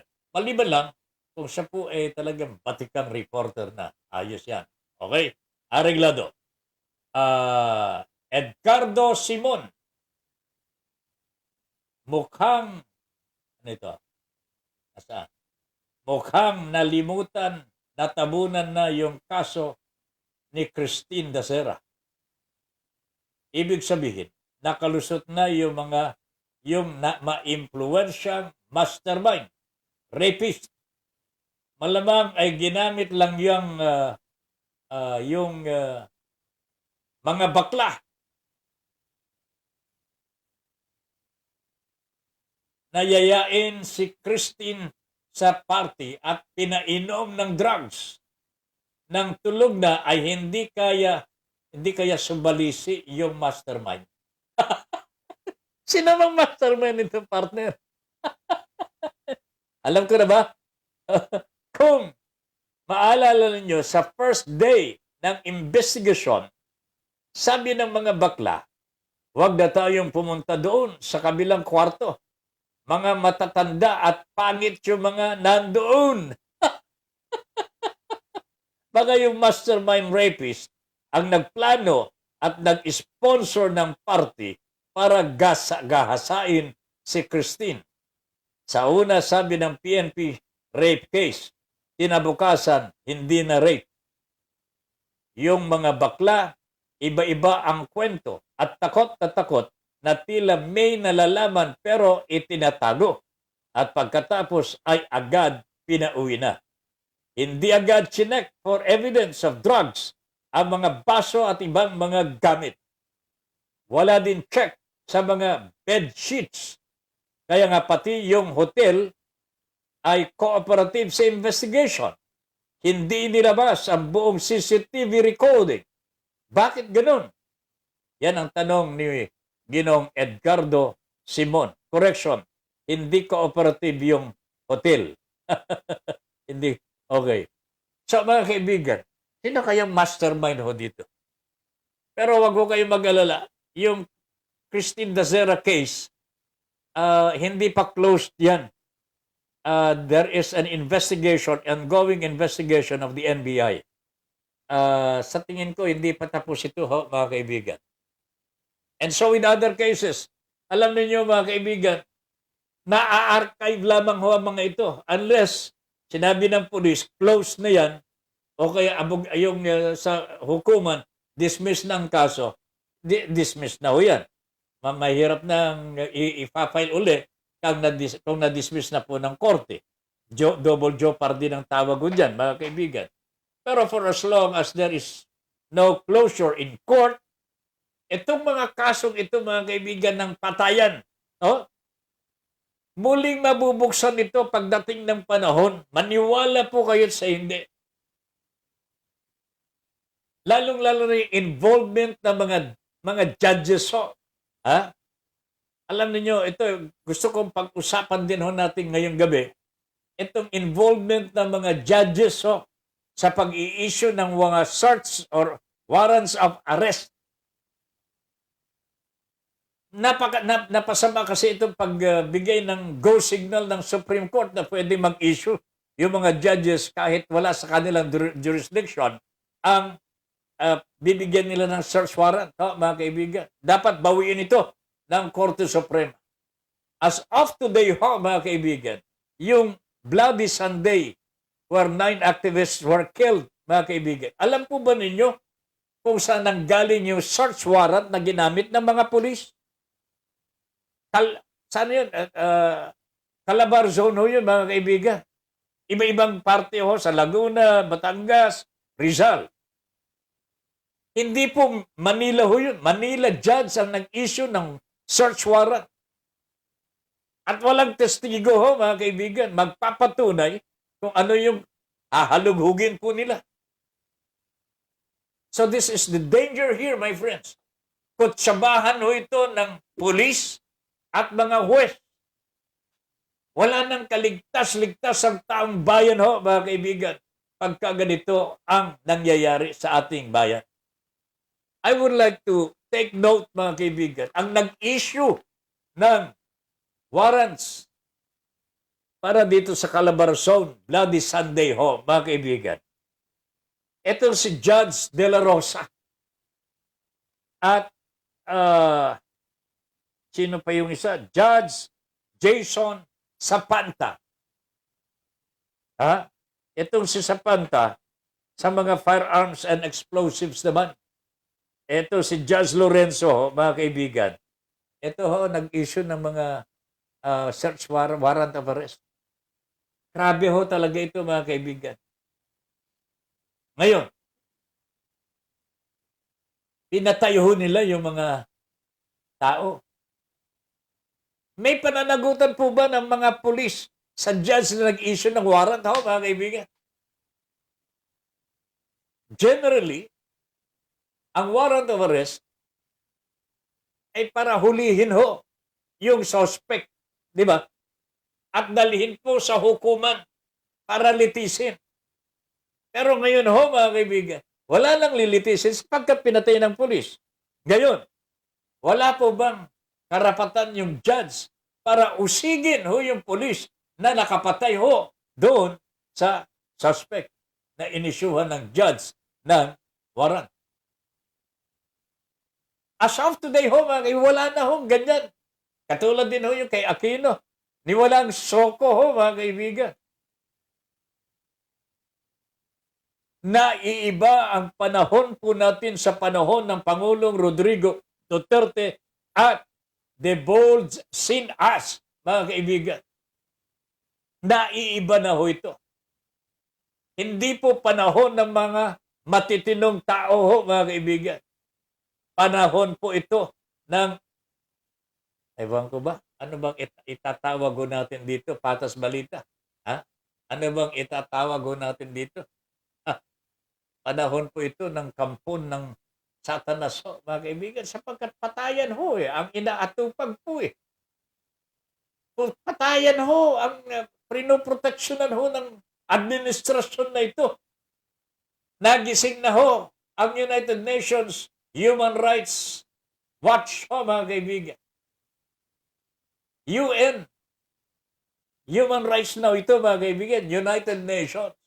Nabahala na ho sila. Nagising na po sila. Nagugulat po sila sa impunity sa panahon na ito ng Pangulong Rodrigo Duterte. Pero ano magagawa ninyo?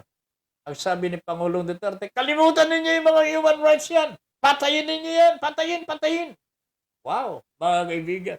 This is our president ho, mga kaibigan, na gusto maging vice president sa 2022. Papayag po ba kayo niyan? Ha? Okay po. Tatabihin, ibibigay ko yung messenger mo. Okay. At ni Sir Tony. Okay, kay Annabel. Okay, salamat. Yeye! Uy, more power, tatabihin. God bless. Wow. Kilala ko ito. Dr. Yeye Manawis, matalik kong kaibigan sa Bureau of Customs.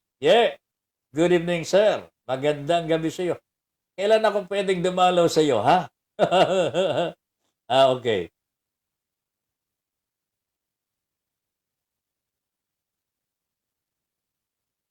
Okay. Pamangkin pala ni Nanay Maria po ito, si Annabel. So, huwag kang mag-alala. Patawagin mo kay Paring Tony para magkaroon ng konting briefing. Maganda yan.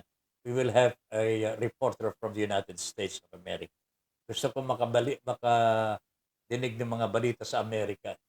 Hindi lamang po tungkol sa Filipino community doon, kung hindi sa national, yung sa Amerika mismo kasi maraming mga nangyayari po ngayon sa Amerika. Patas balita, Sir Ben, dumating na ang vaccine sa bansa. Kaya ang ginawa, dumami na ang may sakit na COVID para ang mga tao magpa-vaccine. Wala kasing gusto magpa-vaccine. Iba naman ang nasa isip ni Paring Patas. Tata Ben, kasi kulang sa paliwanag ang mga doktor.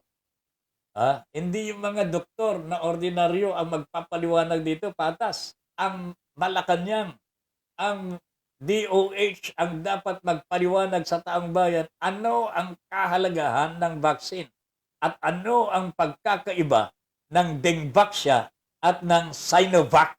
Yan lang naman ang gusto malaman ng taong bayan Generally, hindi po takot ang taong bayan na magpabakuna. Ang vaccine has been with us for so long, mga kaibigan. Nang nagkaroon po ng Dengvaxia dito sa atin, 600 victims died. You know, mga kaibigan. Madami namatay sa mga bata sinong hindi matatakot sa bakuna pagka gano'n? Wala maliwanag na pagpapaliwanag mula sa mga kinukulan. So how can you say itong vaccine na Sinovac, mga kaibigan, Sinovac is as bad as Dengvaxia mga kaibigan? Dumasting sa punto na pati si Attorney Persida Acosta sisisihin dapat pasalamatan natin si Madam Acosta sapagkat dahil po sa kanya nailigtas po natin ang mas maraming bata na posibleng namatay dahil po sa Dengvaxia. Di ba? Grabe talaga ito, mga kaibigan. Ang problema hindi nila may paliwanag sapagkat donation. Yung po bang tumatanggap ng donasyon pwedeng mamili? Hindi Bigay po ng kaibigan ni Pangulong Rodrigo Duterte. Kaya dapat mawala lahat ng mga ibang mga bakuna. Ito muna. Kahit 50.4% po ang efficacy. Diyos ko po. Edsel Benito. Hello po. Hello po din. Magandang gabi po, Mr. Edsel Benito. Tama lang po, Tata Ben, sabi ni Mel, yung ginagawa ng mayor ng lungsod ng Malabon, ang hulihin ang mga pasaway at di sumusunod sa health protocol standard. Tama po. Pero yung pagmultahin, okay, ikulong. Palagay ko, kalabisan na ito, mga kaibigan. Unang-una, baka hindi rin po ligtas sa kulungan. How do we know? Yung mga tano doon natin, kuminsan yung mga pulis, agresibo ho, ikukulong ho yung mga tambay. Dalhin na ho niyo sa quarantine, mga kaibigan. Mas mabuti pa, ipa-quarantine ninyo sila. Pero, ayudahan ninyo. They are Filipinos. Pilipinong mga ito. They deserve to be helped by the government. Hindi naman kriminal ang mga ito eh. Edgardo Simon.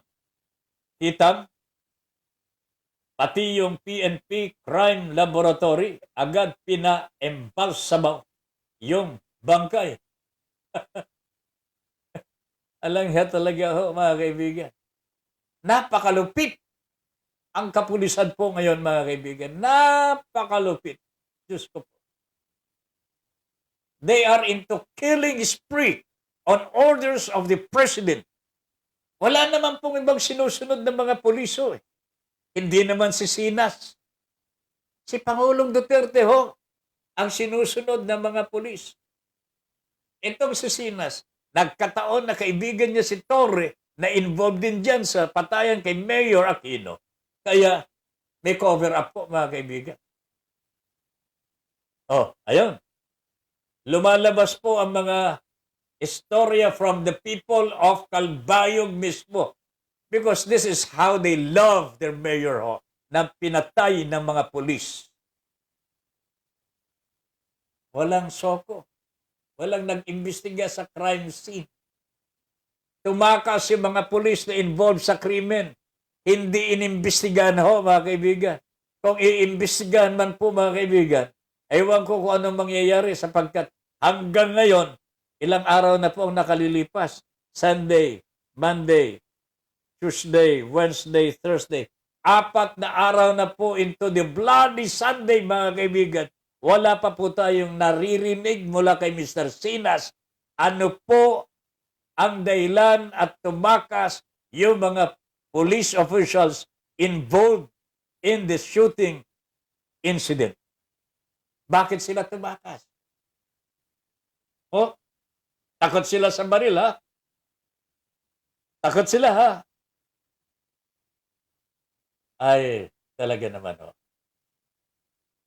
Ang masakit to dito, mga kaibigan, yung mga napapatayo nila, walang karapatan yung mga kamag-anak na kunin. Ito yung sa Rizal. Alam niyo, mga kaibigan, nag-iiyakan, talaga, ayaw ibigay ng mga pulis. Bakit ho ayaw na ninyo ibigay? Napatay na ninyo, ayaw pa ninyong ibigay. Hindi na makakapagsalita yung tatay, pero siyempre, i-autopsy yan. Malalaman paano pinatay. Hindi man makapagsalita yung patay ho, mga kaibigan. Circumstantial evidence will show merong pong masama na ginawa ng pulis sa kanila. Hindi naman buong PNP, kundi yung mga investigador lang. Si Sinas at tong mga opisyal ng PNP, Crime Laboratory. I know, Mr. Simon, marami po sa ating mga kapulisan ang matitino, mga kaibigan. Hindi po namin kayo nilalahat. Ipagpapamanhin po ninyo kung hindi po namin nababanggit iyan. Pero buong puso po ang paniwala ni Tata Ben Paipon na mas marami po ang pulis na matitino. at sumusunod sa batas. Dangan nga lamang, para rin silang mga yung silent majority ho. Ngayon, silent majority. In the face of this social injustice ho, mga kaibigan, hindi makakibo. Nag-aantay lang ho. Ganyan din po mga pulis. Alam na nila mali ang ginagawa ng kanilang kabaro, hindi sila kumikibo. Natatakot sila magka-enkwentro, natatakot sila magalit yung kaibigan nila, kasi kaibigan niya siguro itong gumagawa ng masama. So this is the dilemma ho. Ito po ang problema natin pare-pareho. Ang pinakamasaklap po dito, ang kautusan sa paggawa ng masama ay nanggagaling po sa ating gobyerno. Iyan ang dapat po nating tignan ho, mabuti ho. Sana po kasama po namin ang mga kapulisan ng mga matitino. Isipin po natin ang kautusan sa paggawa ng katayan ho, mga kaibigan. Sa ordinaryong mga mamamayan, nanggagaling po sa kataas-taas ang leader po natin. Ang pangalan po niya, Rodrigo Roa Duterte. Ito po ay panahon ng mga kampon ni Judas, sabi ni Nanay Maria. Patayan, corruption at walang pakialam sa paghihirap ng mga tao na wala ng trabaho at nagsarang business establishments. This is the reality now, my friends. Ha? Ito na po ang katotohanan talaga na nangyayari. No? Napakasama talaga. Okay. Mel, kung totoo ang mga nangyayaring kutsyabahan ng mga judge at mga kapulisan, ngayon alam nyo na kung bakit nakapikit si Katarungan. Nahihiya na siya sa mga nangyayari. Ikinahihiya na niya yung mga ginagawa ng mga judge at kapulisan na yan. I think the Supreme Court is very lax in here, my friends, mga kaibigan. Kasi nasa ilalim po ng Korte Suprema mga judges eh. Alam kong alam ng mga justices of the Supreme Court kung ano ang nangyayari sa ating bansa sa ngayon. Justices of the Supreme Court know that there was a bloody Sunday in Calabarzon. Alam ng Korte Suprema na meron pong nangyari sa mga tumandok sa Iloilo and Capiz. 9 of them, mga katutubo, pinatay ng mga puliso, mga kaibigan. Even much earlier than that, mga kaibigan, sa Bacolod, 6 din po mga katutubo ang pinatay ng mga pulis. Ito po ba'y hindi malalaman ng mga justices of the Supreme Court? Lahat ng mga ito, mga kaibigan, may warrant of arrest, may search warrant, dala-dala po ng mga pulis. Kanino nanggaling yung search warrant na yan? Meron pong bumabalik sa nag-issue ng search warrant ho, mga kaibigan. Wala. Bakit hindi po imbestigan yan? Bakit? Yung iba po kasi, sabi ni Mel Militante, lagi isinisisi sa mga mamamayan kung bakit lumalala o dumadami ang naaapektuhan ng COVID.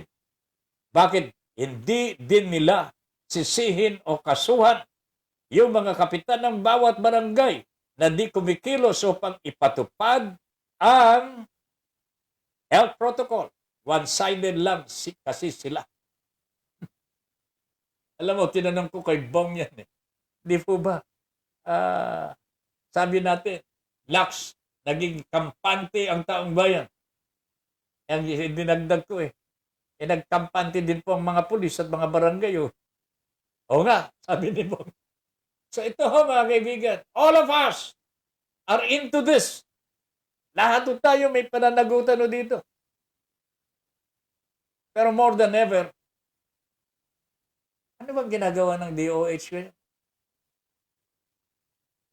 Ano ang ginagawa ni Mr. Duque ho? Abatan ho ninyo mga kaibigan, magkakaroon ng state of emergency dahil po dito sa African swine fever. Dahil hindi pa po nalulutas po yan. Huwag niyo sabihin, okay na kayo sa presyo ng karne. Ha? May price ceiling daw po. Wala namang sumusunod. Bataas pa. Panginoon ko po mga kaibigan. Itong African swine fever, tandaan niyo mga kaibigan, lihim lang ito pero magkakaroon po ng state of emergency because of the African swine fever. Dadaloy po ang pondo sa Department of Agriculture. Aha, nagtatawanan na naman po mga corrupt government officials dyan sa DA. Meron na naman silang paghahati-hatian. Hayop talaga ho mga kaibigan. Nakalulungkot sapagkat bakit po ganito ang nangyayari sa buhay natin? Abatan na lamang po ninyo pagdating po ng 2022. Huwag na po kayong maniniwala sa PDP laban. Sira na ho itong partidong ito mga kaibigan. Sira na ho yan. PDP laban na yan. I tell you, ilang beses lang nagamit ho. Pagkatapos gamitin, mga kaibigan, binabasura po eh. O ngayon, para hindi po ibasura ang PDP laban, gusto nila mag-Vice President ho si Pangulong Duterte. Diyos ko po, mga kaibigan, sino ang magiging presidente? Sara, Bong, Pacquiao. Dilalamunin ng Pangulo yan. Baka papatay po ng Pangulo yan o Vice President. Balik ko siya sa President. Oh, mga kaibigan, this is not an impossibility. Nangyayari ito saan lugar ho where there is vested interest. Power ang pinaiiral ng mga politiko ngayon. Walang karapatan ng taong bayan, sabi ni Patas Balita. Magreklamo ka dahil sa sobrang tapang ang kanilang pamahalaan, sobrang pahirap ang batas na kanilang pinaiiral sa tao. Isara ang negosyo, ipahinto ang biyahe, istambay ang tao sa bahay, pagkatapos pagbabayaran ng buwis ang tao. Para sila mga may sweldo, kasuhan ang hindi magbayad ng buwis. Saan ko hihinto na nila operation? Yan ho si Patas Balita. Daing ng isang negosyante ho mga kaibigan. Daing ng isang kasama po natin sa Hanabuhay. Nag-Facebook Live din po itong si Patas Balita. Okay? Nararamdaman po natin lahat ho eh. Sobra na ho. Ang hirap po natin. With this pandemic, alam niyo kahapon, binalangkas po natin ito. 10 milyong Pilipino. Walang trabaho. Walang trabaho. 4.5 yung talagang walang trabaho talaga ito. Yung 6.1 underemployed. Ibig sabihin, meron ngayon, bukas wala. Ayop talaga, mga kaibigan. Tapos gusto pa ng Pangulo, pinaaasa ho tayo. Siguro pagkatapos ng 1 taon, makapagbakuna na tayo ng 1 milyon. Pwede na tayo magbukas ng ating ekonomiya. Nako, Mr. President. Wala pa po sa 100% ang 1 million sa 60 million. Oh, ano? 60 million Filipinos have to be inoculated to reach what they call the herd immunity. Ano ka magbubukas ng ekonomiya?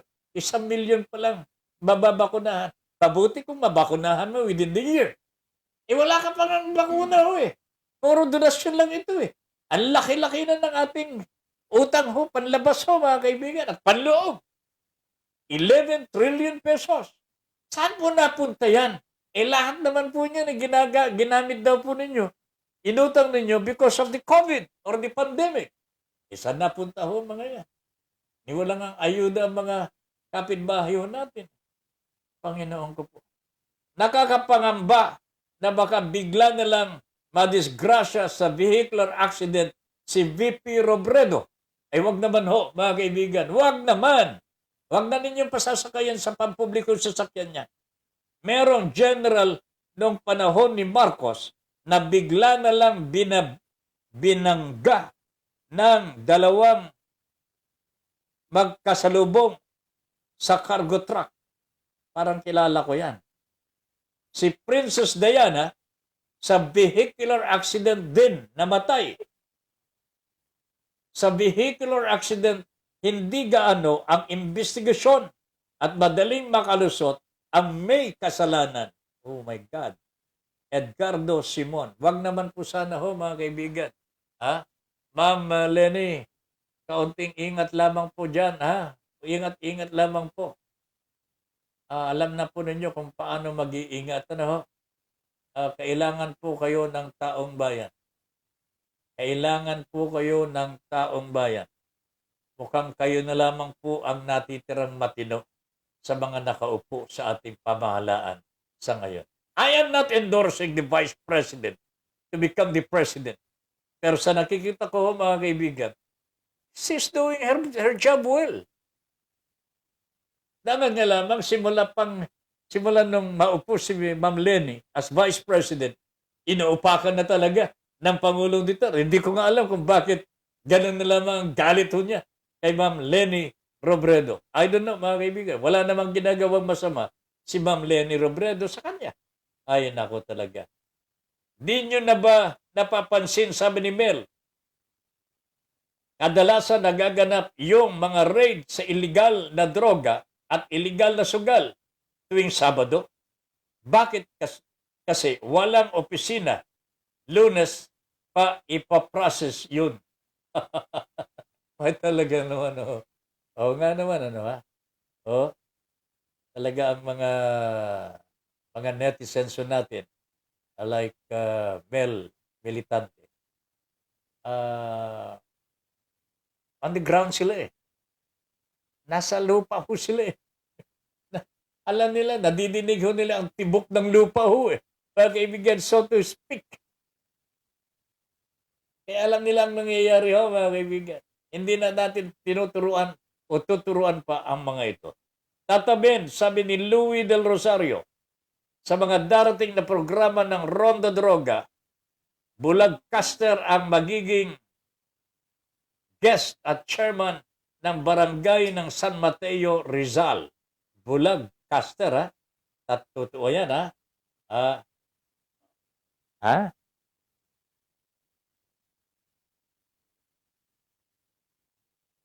Pansinin, sabi ni Mel, kasabay ng pagtaas o pagdami ng naapektuhan ng COVID, ang pagtaas ng presyo ng baboy.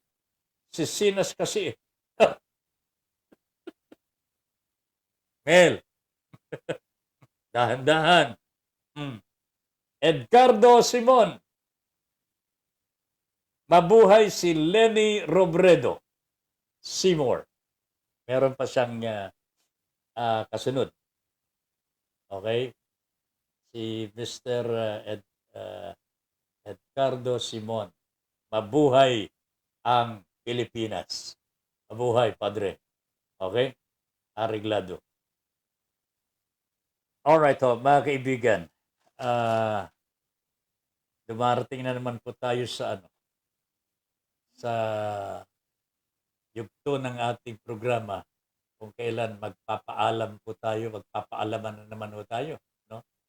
I wonder if my good friend Doy Del Castillo is going to do his program tonight. Mukhang hindi pa desidido ang ating kaibigan. Pero si Ara, si Sen Energy, mapapakinggan po ninyo mamaya alas 11 ng gabi sa kanyang Good Vibes Tayo. So mga kaibigan, sana tangkilikan na natin palagi ang ating Broad Streamcast platform. Nandyan po mga magigiting po natin mga programmers mula alas 7 hanggang alas 12 ng ating gabi po yan, Monday to Friday. And din po sa Saturday and Sunday, marami pong magagandang programa na ibinibigay po ng ating platform, ang Broad Streamcast Communicators. So, abangan po ninyo mga programa ho, tangkilikin po natin. At kung meron po kami maitutulong sa mga pangangailangan po ninyo at mga problema sa buhay, meron po kaming nerve center naman. Hanapin lamang po ninyo pagka manonood po kayo kay Parang Tony, mapapanood po ninyo ang mga numbers po ng nerve center ng Broad Streamcast Communicators. Okay? Alright, mga kaibigan, wala na tayong oras sa kabuuan po ng ating Your Honor. Please like and share our program. At mamaya-maya ng konti, mapupunta na ito sa YouTube. Doon po ninyo i-like and share ang ating programa. At kung maaari lamang po, share and subscribe. Okay? So, see you tomorrow, sabi ni Louis Del Rosario. See you tomorrow. Tata Ben, stay safe and blessed. Patas Balita. Tata Ben, ang Department of Health lang ang kumita at DSWD at PhilHealth. Mga medical health lang ang kumita.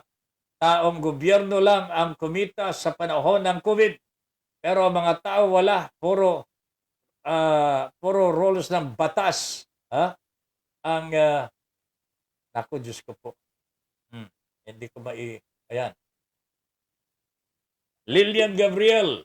Good night po, Tata Ben and Miss Universe. Okay?